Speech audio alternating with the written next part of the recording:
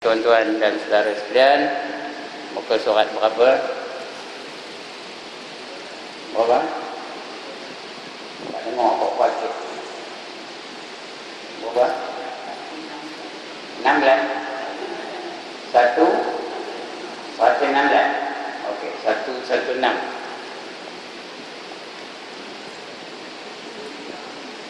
Surat 16. Okey. Kitab-kitab itu telah bercampur dengan kalam manusia. Ya. Kita tajuk besarnya masih lagi beriman dengan kitab-kitab. Ya, rukun iman yang pertama percayakan Allah, yang kedua percayakan Rasul, yang ketiga percayakan malaikat, yang keempat percayakan kitab-kitab. Ini yang keempat yang kita baca ni. Yang kelima percayakan hari kemudian, dan yang keenam percayakan qada dan qadar. Jadi malam ini kita masih membicarakan beriman iman yang keempat, percayakan kitab-kitab. Jadi kitab-kitab itu tu, maksud itu tu ialah Taurat dan Injil dan juga Zabur. Tiga kitab yang lain selain dari Al-Quranul Karim, ya, telah bercampur dengan kalam manusia. Artinya dia bercampur aduk dengan perkataan manusia, bukannya kalam Allah 100%. Kitab-kitab itu telah bercampur dengan kalam manusia yang terdiri daripada pentafsiran ayat. Ini sini tulis penafsiran ayat. Ini yang sebenarnya pun, ya, kita selalu sebut pentafsiran ayat. Catatan tarikh sejarah hidup para nabi dan murid-murid mereka, ya. Hukum yang diistinbatkan, hukum yang diistinbatkan oleh para fuqaha. Istinbat itu direka-reka oleh para fuqaha, ya. Itu hukum dia. Kadang-kadang direka oleh ahli-ahli fiqh mereka. Itu yang terdapat dalam kitab-kitab lain, ya. Bukannya kebenaran, direka-reka oleh para fuqaha mereka, sehingga tidak diketahui yang mana kalam Allah dan yang mana kalam manusia. Sudah bercampur aduk, tak tahu yang benar-benar yang mana itu kalam Allah dan yang mana kalam manusia. Kita lain, Al-Quran tu 100% kalam Allah. Hadis adalah kalam dari Nabi Muhammad sallallahu alaihi wasallam. Adapun hadis kursi, mesejnya dari Allah, susun katanya daripada Nabi Muhammad. Itu nama hadis tu, hadis apa? Qudsi namanya. Jadi tidak bercampur yang mana satu kalam Allah, yang mana satu kalam manusia. Itu Quran, ya. Tapi yang lain tu tak tahu kita yang mana satu kalam Allah, yang mana satu kalam manusia. Adapun Al-Quranul Karim, ia kesemuanya adalah kalam Allah. Semua 100%, tak ada campur langsung dengan kalam manusia. Tidak bercampur dengan hadis-hadis Rasulullah sallallahu alaihi wasallam. Begitu membaca Al-Quran tu senang sikit susunannya kalau daripada membaca hadis. Membaca hadis susah sikit, kerana dia kalam manusia, payah sikit. Lepas tu Quran senang sikit, boleh lancar sikit baca Al-Quran daripada membaca hadis Nabi sallallahu alaihi wasallam. Kerana dia berbeza. Kata-kata sahabat dan juga lain-lain. Kata-kata sahabat namanya asar. Hadis, kata-kata Nabi Muhammad namanya hadis. Kata-kata sahabat namanya asar. Kata-kata hukama itu dipanggil hukama. Kata-kata ulama dipanggil hukama.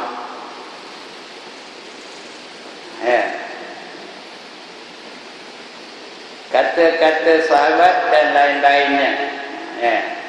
Abul Wafa' Ali bin Uqail berkata, apabila engkau hendak mengetahui bahawa Al-Quran itu kalam Allah, bukan kalam Nabi Muhammad, perhatikanlah kepada hadis-hadis Nabi Muhammad sallallahu alaihi wasallam. Bagaimana ia berbeza dengan Al-Quran. Beza, ya. Kalau ayat Quran itu senang sikit kita baca ni.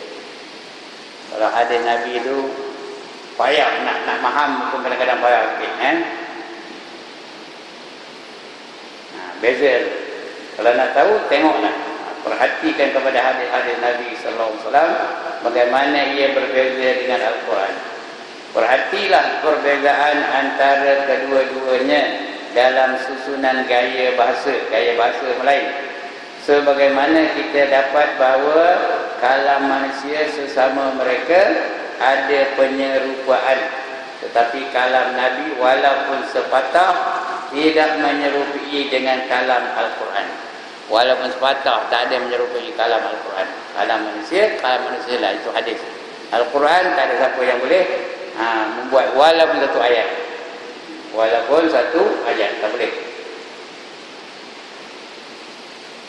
Abul Wafa menegaskan lagi di antara tanda-tanda ijaz, tanda ijaz Al-Quran. Ijaz itu artinya apa? Keistimewaan ataupun mukjizat. Dulu perkataan apa? Ijaz. Mukjizat itu dulu perkataan ijaz lah.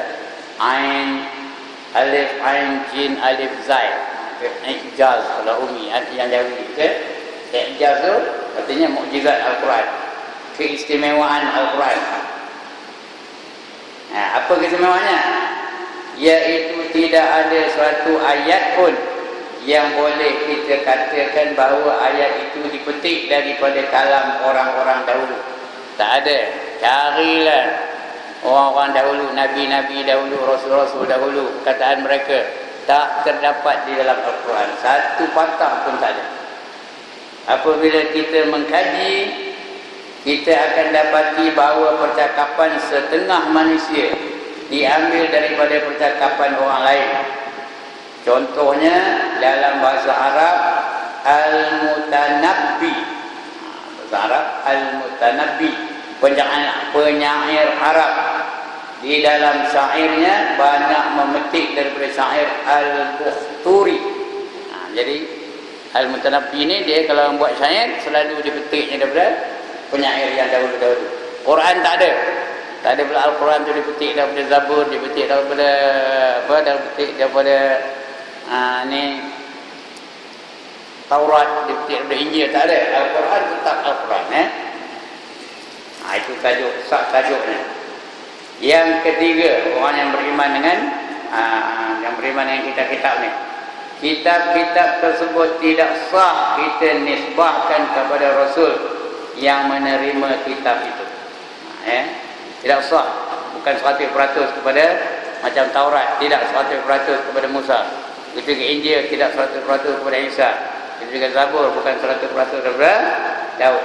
Tapi Al-Quran memang kepada Nabi Muhammad SAW.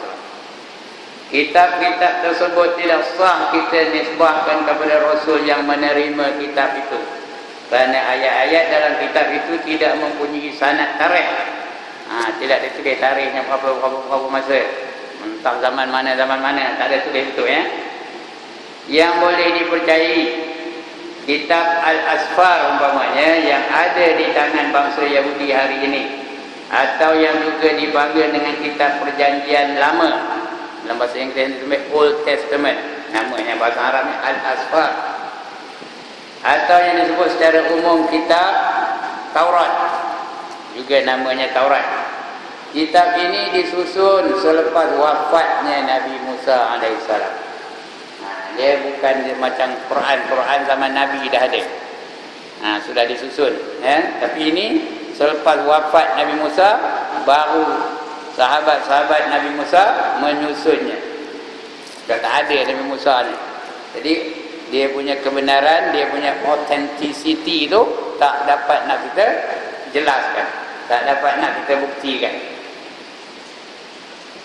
Beberapa abad, bukannya tahun, beberapa abad. Satu abad berapa tahun? 100 tahun. Tak tahu tak berapa ratus tahun lepas itu baru disusun semula kitab Taurat. Jadi tak boleh nak kita percaya originality dia tu. Tak boleh nak kita terima dia tu sebagai satu kitab yang original. Mengenai hal ini Ustaz Muhammad Farid Wajdi telah menyalin daripada ensiklopedia. Larus nama ensiklopedianya ensiklopedia menyebut pun kalau tengok lidah menyebutnya ensiklopedia Larousse namanya, iaitu ringkas. Apa katanya?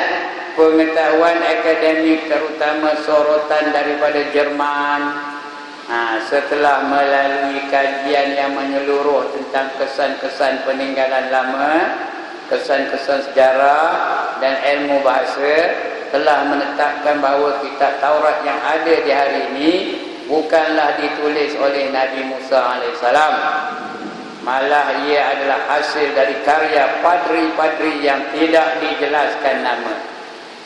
Yang sebenarnya yang nulisnya padri-padri, kata dia siapa tadi? Kata dia Ustaz Muhammad Farid itu, ya. Padri yang nulisnya, ada padri itu macam kita juga lah, manusia biasa. Dia nulis kitab Taurat tu untuk selera mereka. Mana yang mereka tak demok, tak ada lah tulis dalam tu. Mana yang mereka cenderung, yang itulah ditulis mereka. Padri itu yang nulisnya adalah hasil dari karya padri-padri yang tidak dijelaskan nama. Nama pun tak ada. Kita pun tak tahu siapa namanya. Mereka menyusun secara beransur-ansur dengan bersumberkan orang-orang tawanan daripada bangsa Babylon. Bangsa Babylon itu yang dekat apa tu lah, ya? Negara dekat Palestin itu namanya Babylon.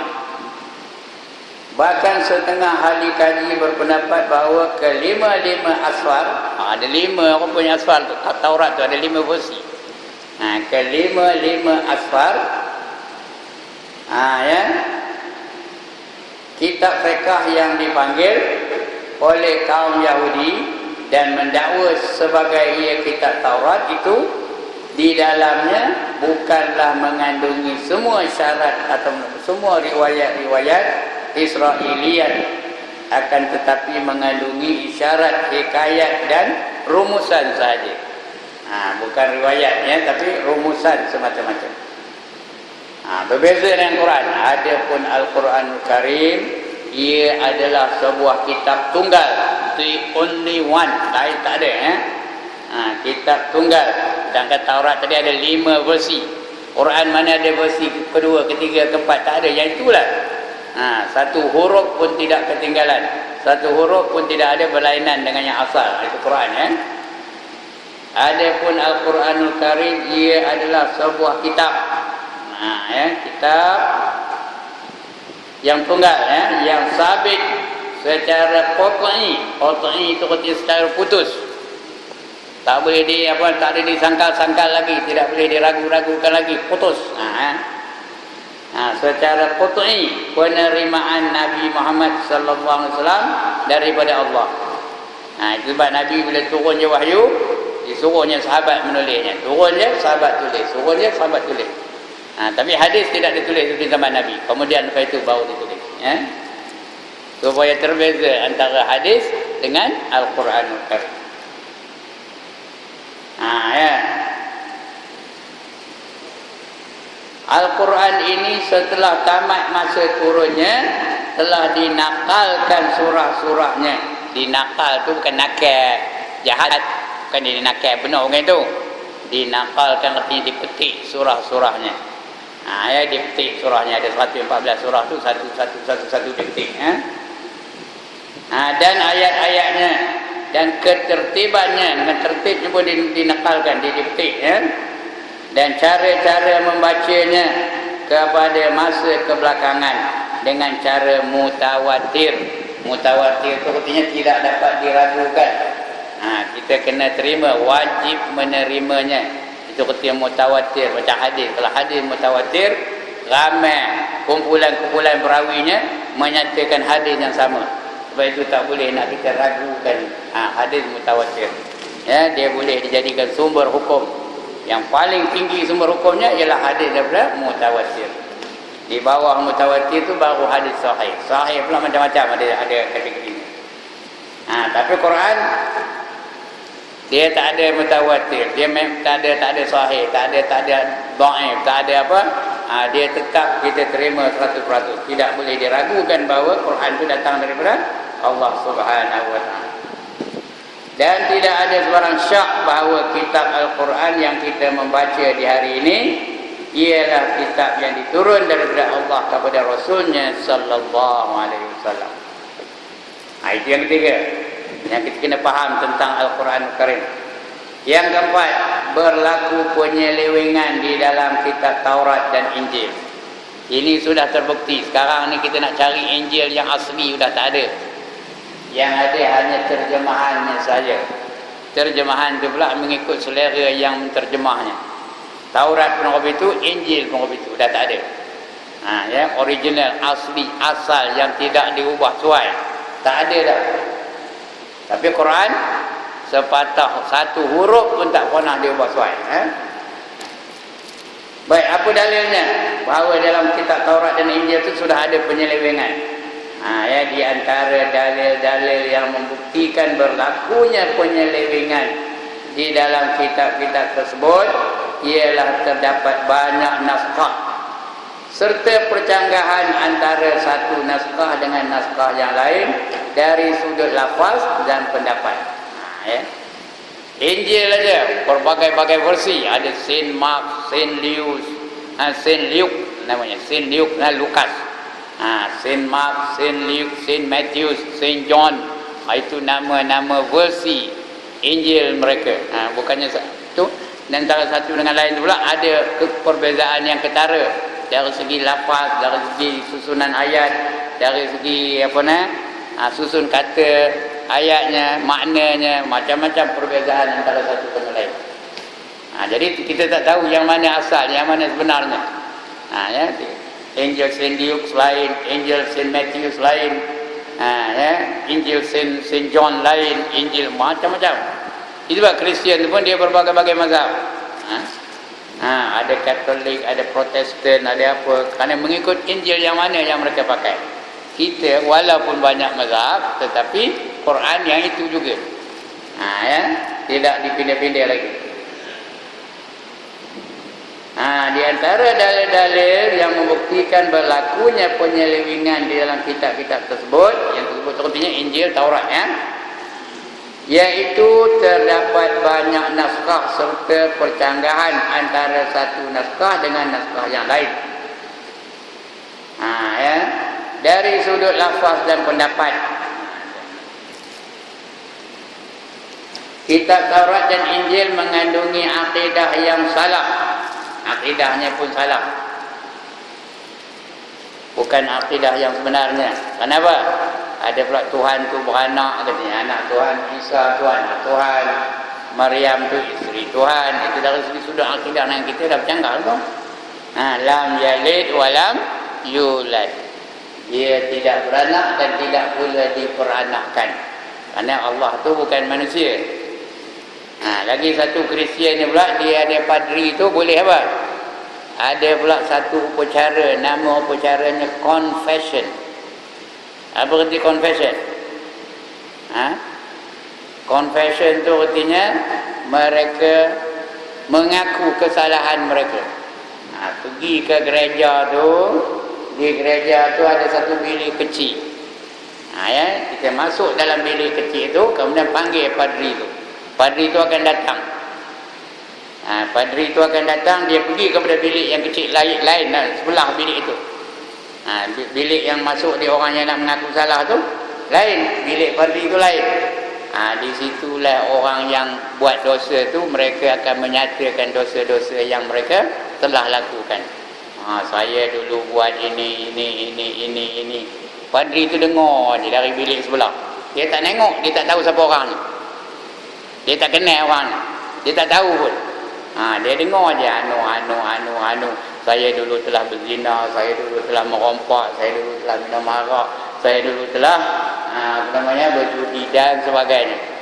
Udah habis tu, kata padri tu, saya sekarang ampunkan dosa-dosa kamu.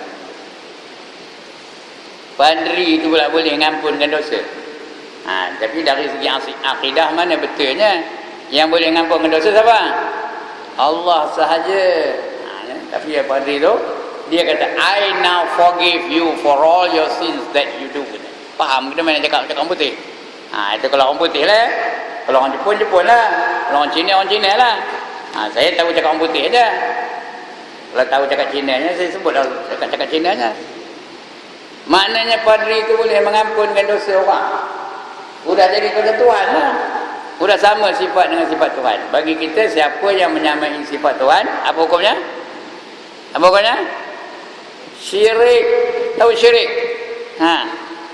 Menyamakan Allah dengan sesuatu yang baru, itu namanya syirik. Syirik itu Tuhan marah benar. Wa man yusyrik billah faqad dhalla dhalalan ba'ida.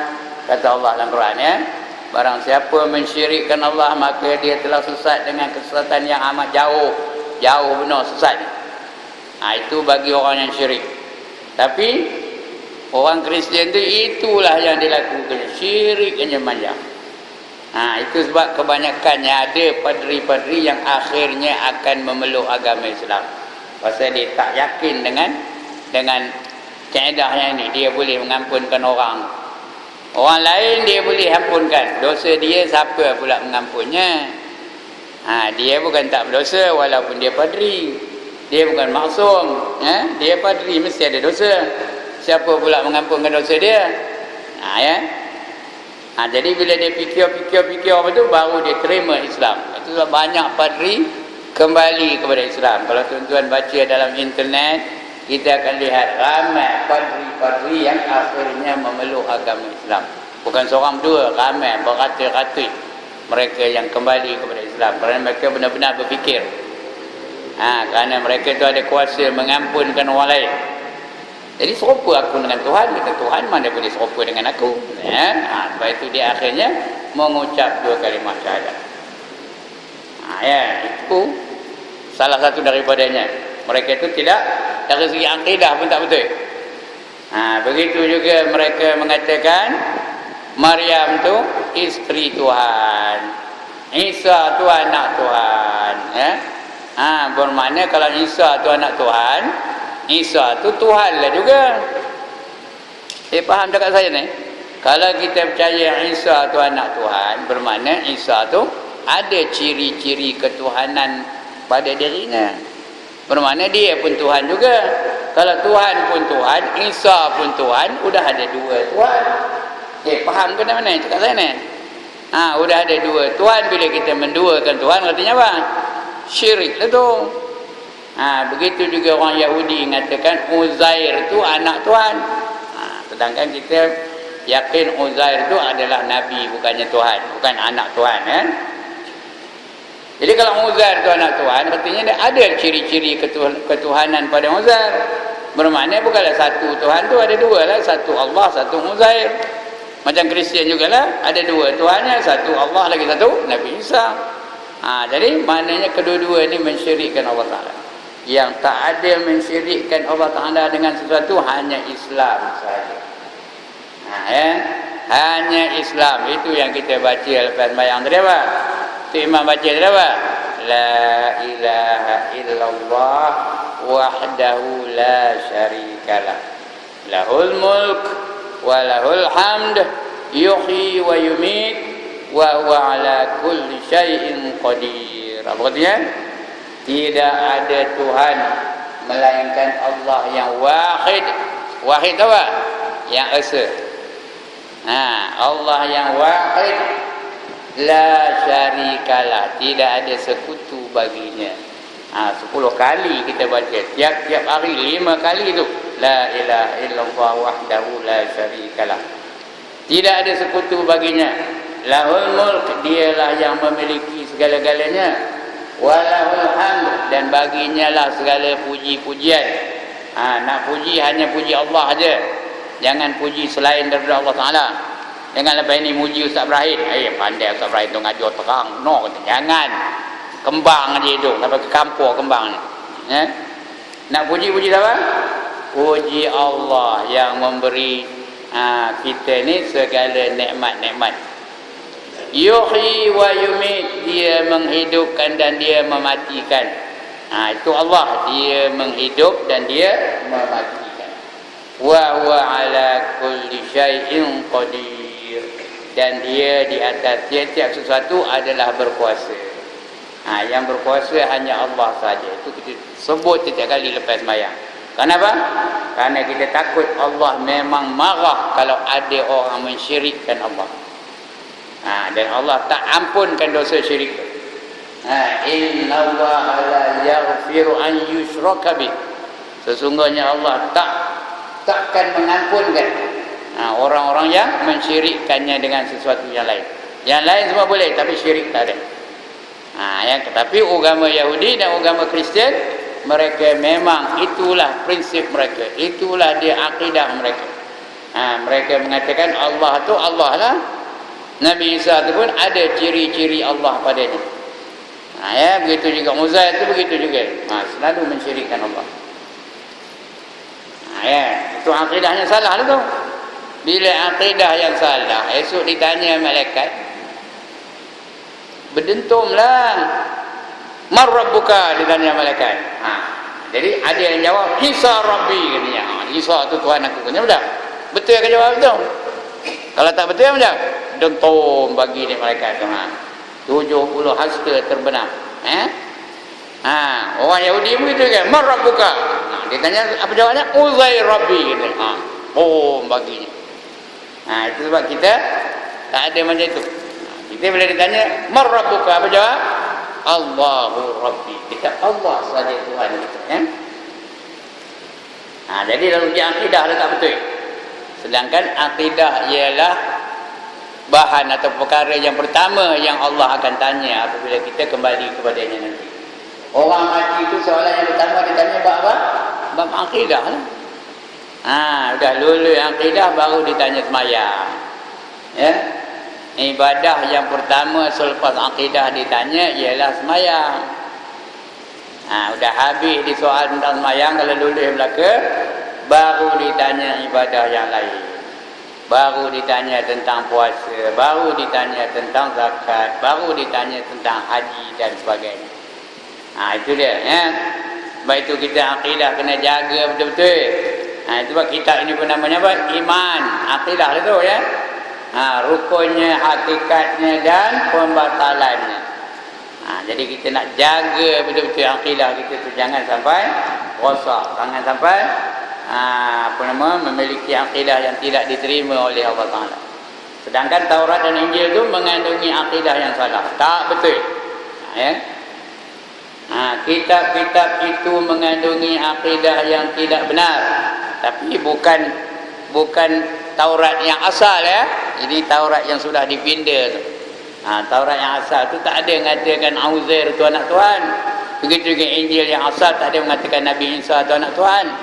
Ini setelah dipinda oleh padri-padri mereka. Kedua-dua kitab ini dipinda oleh padri-padri mereka, ditulis oleh padri-padri mereka lama setelah wafatnya nabi-nabi yang diturunkan kitab itu. Beberapa abad, beberapa ratus tahun Nabi Isa wafat, baru ditulis semula Injil. Begitu juga berapa ratus tahun setelah Nabi Musa wafat, ditulis semula Taurat. Jadi mereka berdasarkan kepada pemikiran mereka, bukan berdasarkan kepada penterjemahan yang sebenarnya. Baik, kitab-kitab itu mengandungi akidah yang tidak benar dan pandangan yang salah mengenai Allah dan para rasulnya. Para rasulnya atau para Rasulullah, di mana kita dapati di dalamnya ada ayat-ayat yang menyerupakan Allah dengan manusia. Dalam Taurat pun ada, dalam Injil pun ada. Ada ayat-ayat yang menyerupakan Allah dengan manusia. Kemudian ada pula keaiban dan kecacatan para rasul yang menjatuhkan kemuliaan mereka serta menafikan sifat lemah mereka, iaitu kebersihan dari dosa. Sifat ismah. Ismah itu artinya apa? Ismah itu artinya sifat yang dipelihara daripada dosa, maksum. Daripada ismah itu datang perkataan maksum. Maksum. Bukan maksum ya, maksum min ain sad. Ismah ain sad min ta marbutah. Itu ismah. Artinya apa? Pemeliharaan Allah kepada Rasul dari dosa-dosa. Artinya Rasul itu semua dipelihara oleh Allah daripada melakukan sebarang dosa. Ya. Rasul tu semua tidak berdosa kerana Allah pelihara mereka. Itu daripada perkataan ismah tu. Ain sad min ta marbutah. Ismah namanya. Dari perkataan itulah kita dapat maksum. Maksum tu artinya dipelihara daripada dosa. Bukan maksum ya, maksum nama orang ada di kampung tu maksum namanya jual roti canai. Bukan yang itu ya. Ni min ain sad waw mim maksum. Tapi dia dalam Taurat tu menceritakan kelemahan Nabi Musa. Ya, dan juga dalam Injil tu menceritakan kelemahan Nabi Isa. Ya, kalau Nabi Isa tu anak Tuhan, takkanlah dia mati disalib. Tuhan takkan mati. Ya. Takkanlah Tuhan tu mati. Kalau Tuhan tu mati, Tuhan lemahlah. Begitu je Nabi Musa, dia takkan mati kalau dia Tuhan. Uzair itu takkan mati kalau dia anak Tuhan. Jadi maknanya lemah belakang. Dia menyatakan kelemahan Nabi Musa dan kelemahan Nabi Isa. Sedangkan kita yakin Nabi-Nabi dan Rasul-Rasul itu dipelihara oleh Allah Ta'ala daripada sebarang kelemahan. Dia sentiasa mulia, dimuliakan oleh Allah daripada segala bentuk perbuatan yang hina. Rasul tu tak pernah buat dosa. Rasul tu tak pernah buat yang makruh. Malahan yang tidak afdal pun tidak pernah dilakukan oleh Nabi Muhammad sallallahu alaihi wasallam. Tapi mereka ada memetik, ada riwayat-riwayat yang menyatakan Nabi Isa tu melakukan ini. Yang riwayat mengatakan Nabi Musa tu ada juga kelemahan-kelemahannya dan sebagainya. Ya. Berdasarkan penyelewengan dan penukaran yang berlaku pada kitab-kitab yang terdahulu, iaitu kitab Taurat, Injil, Zabur, macam-macam penyelewengan dan penukaran yang berlaku pada kitab-kitab terdahulu itu, maka kita beriman bahawa ia pada asalnya diturunkan oleh Allah kepada Rasul-Rasulnya. Yang ini jangan kita nafikan. Memang Taurat diturunkan kepada Nabi Musa, memang Injil diturunkan kepada Nabi Isa, dan memang Zabur diturunkan kepada Nabi Daud. Itu jangan kita nafikan. Cuma kita wajib yakin hak itu saja. Nak belajar Taurat, jangan kata. Nak belajar Injil, jangan kata. Nak belajar Zabur, jangan kata. Tak wajib kita belajar. Hanya kita yakin Taurat, Injil dan Zabur adalah kitab-kitab yang Allah turunkan kepada Nabi-Nabi dan Rasul-Rasul yang tiga tadi, iaitu Musa, Isa dan juga Daud. Tapi nak belajar apa isi kandungan Taurat, apa isi kandungan Injil, apa isi kandungan Zabur, tidak wajib. Kerana kalau kita belajar pun kita tidak akan dapat kebenaran. Sebab kitab-kitab itu semuanya sudah dipindah, diubah suai, dimodify. Tidak lagi original. Nak cari Tauratnya original tak ada. Nak cari Injilnya original dah tak ada. Nak jadi Zabur yang original pun sudah tidak ada. Jadi tidak wajib kita mempelajarinya. Berbeza dengan Al-Quran. Al-Quran wajib kita pelajari, wajib kita amalkan, wajib kita pertahankan, wajib kita perjuangkannya, wajib kita belajar membacanya, wajib kita belajar maknanya, wajib kita belajar tafsirannya. Kerana Quran itu bukan macam cakap Melayu. Bahasa Al-Quran bukan macam bahasa Melayu. Bahasa Melayu baca macam mana pun tak ngapa. Kerana bahasa Melayu bukan ada hukum. Ada ke tuan-tuan bahasa Melayu ni hukum ikhfa? Ada? Idgham ada? Ada ke dalam bahasa Melayu hukum iqlab? Ada? Izhar ada? Ada ke mad asli, mad wajib, mad jaiz, munfasil ada? Itu cakap Melayu. Adakah kolak-kolak cakap Melayu? Ha? Tak ada, baca macam mana pun tak ngapa, tak ada berdosa. Itu cakap Melayu. Ha, ya? Boleh baca pasya pun boleh, pasir pun boleh, pasyak pun boleh. Lagi apa? Ha, macam mana nak baca pun tak ada berdosa. Tapi Quran tak boleh. Kalau yang berdengung tu kena baca berdengung, yang panjang kena baca panjang, yang berkolak-kolak kena baca kolak-kolak. Itu sebab Quran ni payah nak menguasainya. Kadang-kadang dah umur 5-60 tak boleh lagi menguasai pun bacaannya je. Ha, pun tak dapat menguasainya.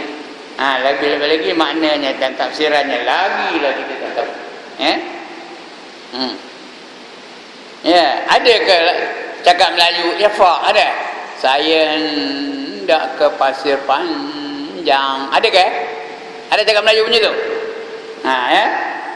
Tapi Quran mesti ya, ada ikhfa, ada idgham, ada iqlaq dan sebagainya. Mesti dibaca warattilil Quran tartila. Ha, itu bezanya antara Al-Quran dengan kitab-kitab yang lain dari Al-Quran Karim ya. Baik, berdasarkan penyelewengan dan penukaran yang berlaku pada kitab-kitab terdahulu. Bila saya sebut kitab-kitab terdahulu tu artinya apa? Taurat, Injil, Zabur ya. Maka kita beriman bahawa ia pada asalnya diturunkan oleh Allah kepada Rasul-Rasulnya. Ini kena percaya, kena beriman dengannya ya. Ha, jangan kita tolak kenyataan ini. Dia memang asal daripada Allah, diturunkan kepada Musa, diturunkan kepada Isa, dan diturunkan kepada Zabur ni kepada Nabi Daud ya. Kita tidak beriman kepada sesuatu pun dari kandungannya. Ya, bukan macam Quran. Quran bila kita baca kita wajib beriman dengannya. Umpamanya kita jumpa ayat ya mengatakan Islam itu sudah lengkap. Ada tak ayat mengatakan Islam sudah lengkap? Al-yauma akmaltu lakum dinakum wa atmamtu alaikum ni'mati wa raditu lakumul Islam madina. Artinya apa? Hari ini aku telah sempurnakan agama kamu bagi kamu, dan aku telah cukupkan nikmat aku untuk kamu, dan redalah aku Islam itu sebagai anutan bagi kamu. Ini wajib kita baca dengan betul.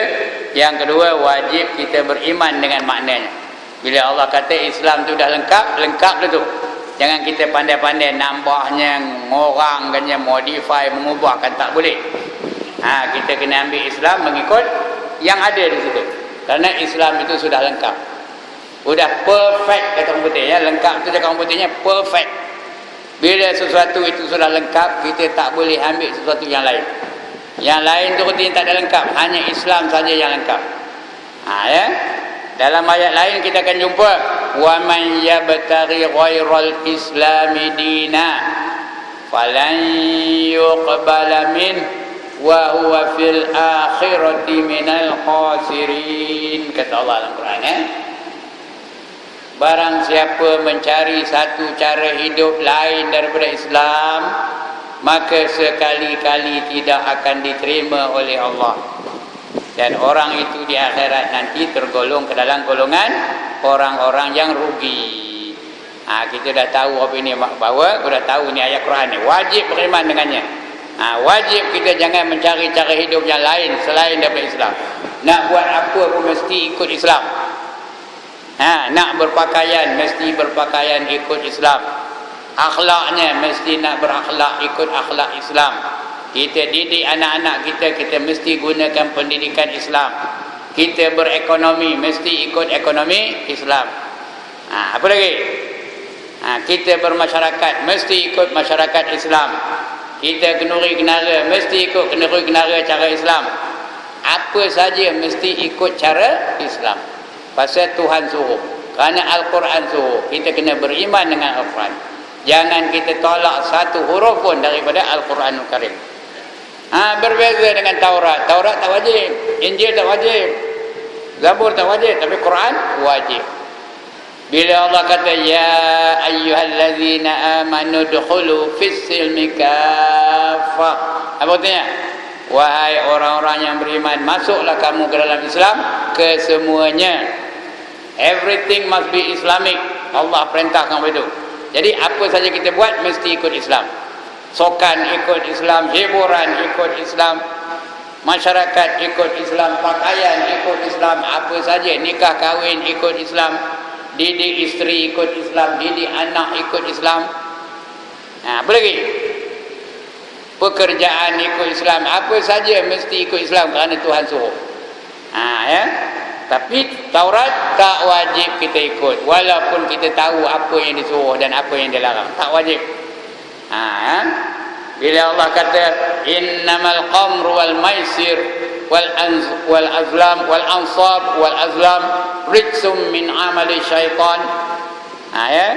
Wahai orang beriman, sesungguhnya arak, berjudi, lagi bertenung-tenung nasib, menyimpan anak patung adalah perbuatan-perbuatan jahat daripada syaitan.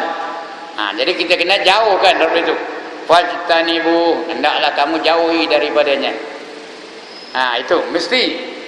Begitu juga bila Allah sebut ya ayyuhallazina amanu kutiba alaikumusiyam kama kutiba alal ladzina min qablikum la'allakum tattaqun. Wahai orang-orang yang beriman, diperintahkan kepada kamu, diwajibkan kepada kamu berpuasa daripada bulan Ramadan seperti mana diwajibkan kepada orang-orang yang sebelum daripada kamu. Mudah-mudahan kamu menjadi orang-orang yang bertakwa. Bila sampai Ramadan wajib puasa. Tapi Injil tak ada. Jangan kita patuh atau dengan kita taat kepada hukum yang ada dalam Injil. Ya, begitu juga larangan. Mana yang Allah larang jangan kita buat. Ya, bila Allah katakan jangan membazir, jangan kita membazir. Ya, Allah kata innal mubazzirina kanu ikhwanasy syayatin. Ya, sesungguhnya orang membazir itu kawannya adalah para syaitan. Jangan kita pula membazir. Itu bezanya antara Al-Quran dengan kitab-kitab yang terdahulu daripada Al-Quranul Karim. Itu beza besar tu. Baik, itu beza dia. Kita tidak beriman kepada sesuatu pun dari kandungannya yang mengatakan datangnya daripada Allah. Ya. Kalau kandungan dalam Injil yang ada sekarang ni kita tak wajib pun percaya. Kerana kita tahu sudah diselewengkan oleh pihak Yahudi dan Nasrani. Walaupun kita kena yakin Injil dan Taurat dan Zabur itu datang dari Allah Ta'ala, tapi yang ada sekarang ni kita tak wajib lagi yakin. Boleh kita pertikaikan kerana sudah diubah suai oleh mereka. Sudah dipadam oleh mereka. Sudah dikokok tambah oleh mereka. Tak wajib lah ya. Kecuali daripada apa yang disebut oleh Al-Quran. Kalau ada dalam Quran baru kita wajib. Baru kita wajib yakin, baru kita wajib percaya. Ya. Kalau Quran tu ada sebut tentang Nabi Musa dalam Quran ya. Bila Nabi Musa mengisytihar Fir'aun mengisytiharkan dia jadi Tuhan di zaman Nabi Musa, itu wajib kita yakin. Ya. Bila dalam Quran kata ada Nabi Musa bunuh tentera Fir'aun, itu wajib kita yakin kerana ada dalam Quran. Tapi kalau cerita itu hanya ada di Taurat saja, tak wajib kita yakin. Bila ada dengan Quran, baru kita wajib yakin.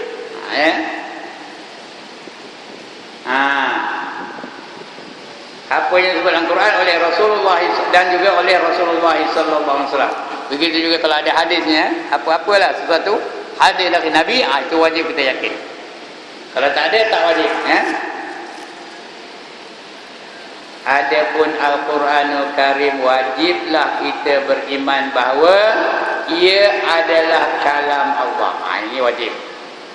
Jangan ada kita mempertikaikan walaupun satu huruf. Walaupun huruf itu tidak berfungsi dalam bacaannya, tapi wajib kita kekalkan huruf itu di situ. Macam alif tu kadang-kadang dia tidak berfungsi. Dalam bacaan dia tidak berfungsi, tapi dia wajib ada dalam tulisan. Tak boleh pula kita ini kita tak ada baca, tak ada panjang baca. Macam ana dia, ana tu Ada ketikanya kita tak baca alif tu. Qul ya ayyuhal kafirun la a'budu ma ta'budun wala antum 'abiduna ma a'bud wala ana 'abidun. Boleh ke baca wala ana 'abidun? Boleh? Tak boleh. Kita tak baca ana tu dua harakat, seolah-olah alif tu tak ada. Tapi dalam bacaan, walaupun kita pindah atau kita tak baca ikut ejaannya, tapi alif itu wajib ada di situ. Bila kita tulis mesti alif nun alif juga, ya. Wala ana abidum ma abadtum. Kena baca macam itu. Tapi tulisan mesti ada alif nun alif. Ya. Begitulah Al-Quran, ya. Wajiblah kita beriman bahawa ia adalah kalam Allah yang sebenar, tidak bercampur dengan kalam manusia. Setiap patah perkataan di dalamnya terpelihara. Siapa yang melihara? Allah yang memeliharanya, ya. Inna nahnu nazzalna dzikra wa inna lahu lahafizun, kata Allah, ya. Sesungguhnya akulah yang menurunkan zikir tu. Az-zikra tu zikir. Zikir tu Quran lah. Ya, perkataannya lain bila menyebutkan Quran tu. Inna nahnu nazzalna dzikr. Akulah yang atau kamilah yang menurunkan zikr. Az-zikr tu satu perkataan lain yang memberi makna Al-Quran. Quran tu Tuhan yang menolong, yang menurunkannya. Wa inna lahu lahafizun, dan juga sesungguhnya akulah baginya penjaganya. Itu sebab Quran sampai hari tak berubah-ubah. Berapa ratus tahun dah, beribu tahun dah, 1400 tahun lebih dah. Quran tu sampai hari tak ada berubah-ubah walaupun satu huruf. Ya, berlainan dengan Taurat, Injil dan Zabur. Ya. Adapun Al-Quranul Karim, wajiblah kita beriman bahawa ia adalah kalam Allah yang sebenarnya. Kalam Allah yang sebenarnya. Tidak bahawa ia adalah kalam Allah. Tidak menegak. Yang sebenarnya tidak bercampur dengan kalam manusia. Tidak bercampur dengan kalam manusia. Tak ada pula bercampur dengan hadis Nabi sallallahu alaihi wasallam. Tak ada. Tidak bercampur dengan kalam manusia.